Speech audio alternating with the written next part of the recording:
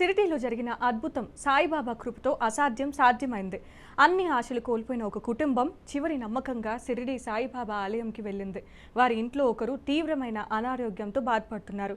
ఎన్నో హాస్పిటల్స్ తిరిగారు, ఎన్నో చికిత్సలు చేశారు. కానీ చివరికి డాక్టర్స్ కూడా ఇక ఆశలు చాలా తక్కువ అని చెప్పేశారు. ఆ మాట విన్న తర్వాత ఆ కుటుంబం పూర్తిగా కుంగిపోయింది. కానీ నమ్మకం మాత్రం వదలలేదు. సాయిబాబా సమాధి ముందు నిలబడి కన్నీళ్లతో మా మనిషిని కాపాడాలి బాబా అని గుండె నిండా ప్రార్థించారు. ఆ క్షణం వారి జీవితంలో ఒక మలుపుగా మారింది. దర్శనం ముగించుకొని ఇంటికి తిరిగి వెళ్ళిన కొద్ది రోజుల్లోనే ఆశ్చర్యకరంగా ఆ రోగి ఆరోగ్యం మెరుగుపడి ప్రారంభమైంది.